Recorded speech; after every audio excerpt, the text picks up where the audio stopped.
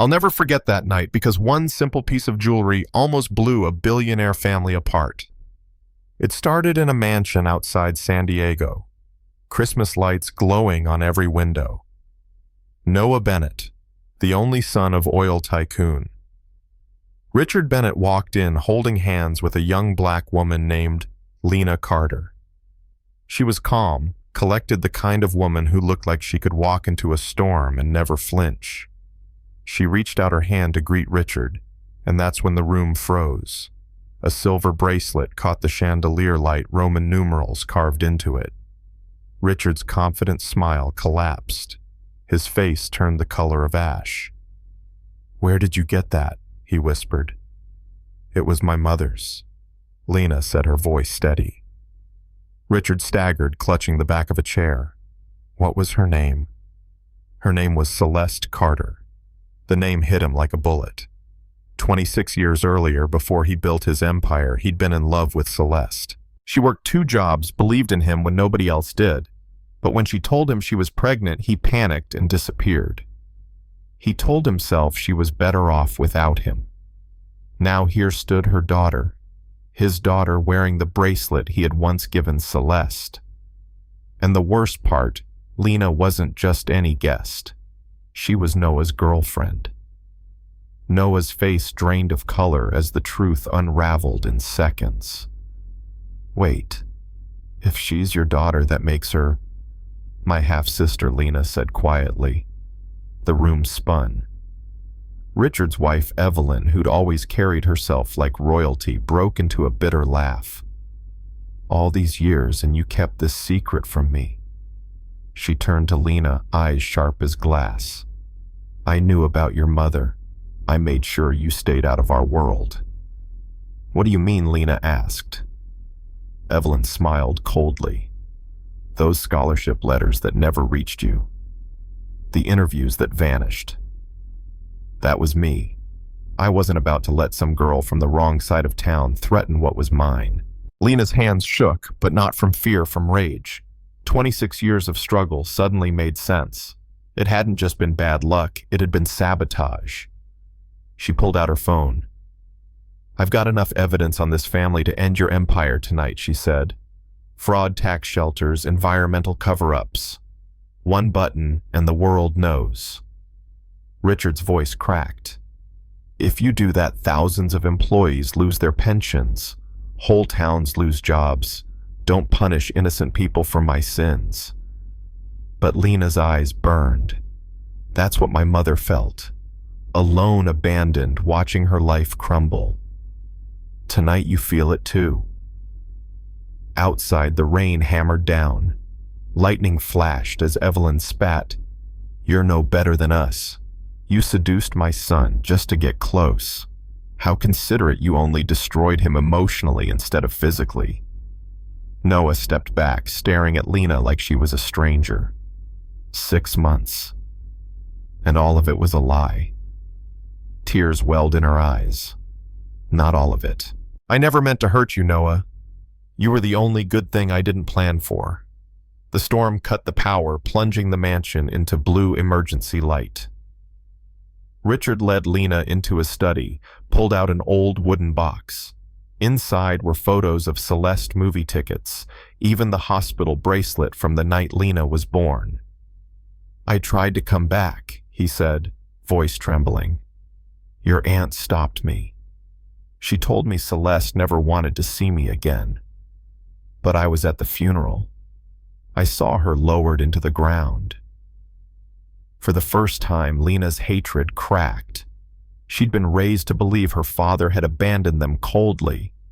But what if the truth was more complicated? Then came the final blow. Richard revealed that Celeste hadn't had one baby that night. She'd had 2. A twin son, Vincent. Lena's aunt had told her he died at birth. But records showed he'd been placed in foster care, shuffled through homes, eventually ending up in a residential facility in Oregon. Lena's knees gave out. All these years, her twin had been alive, and she'd mourned him as dead. The very next morning, Richard, Evelyn, Noah, and Lena drove north through the storm. But nothing could prepare them for the man waiting in Oregon, Nathan Cross, Richard's longtime lawyer. Nathan had been grooming Vincent for months, visiting weekly, earning his trust. He wasn't doing it out of kindness. He was holding Vincent as leverage. "Here's the deal," Nathan said, his polished smile like a knife.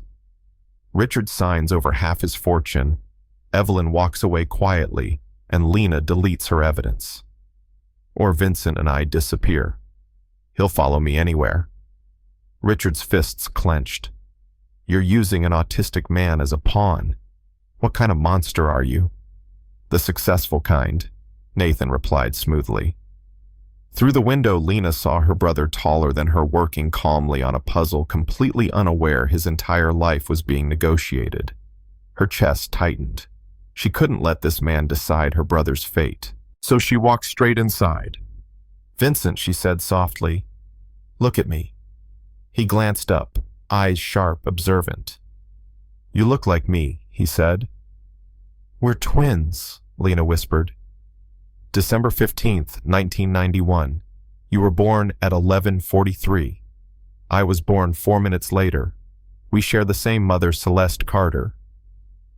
Nathan tried to cut in, but Vincent's voice was stronger now. "Is that true?" Richard stepped forward, tears in his eyes. "It is. I'm your father, and I swear I will never leave you again." The room went silent. Vincent looked at Lena, then Richard, then Nathan. His whole life he'd trusted the wrong people, but in that moment he made a choice. "I want proof," he said simply. "DNA tests, birth records. But if it's true, then I want to know my family. On my terms." For the first time, Nathan's perfect mask cracked. He'd lost the one thing he controlled, Vincent's trust. 3 months later, Richard stood in court and pleaded guilty to fraud and environmental crimes.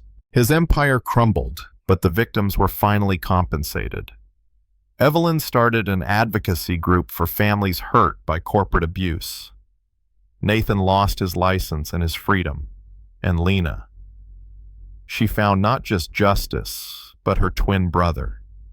Vincent started college classes, discovered a talent for research, and finally celebrated birthdays with someone who shared his smile. But the family's wounds weren't fully healed.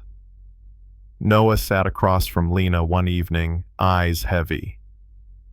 "I don't know what to do with us," he admitted. "We're not strangers, but we're not really siblings either.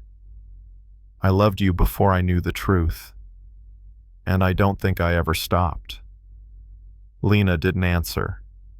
She just looked down at the bracelet, the one her mother wore until the very end, and wondered if love could really grow out of so much pain. And maybe that's the real question for all of us when you uncover betrayal.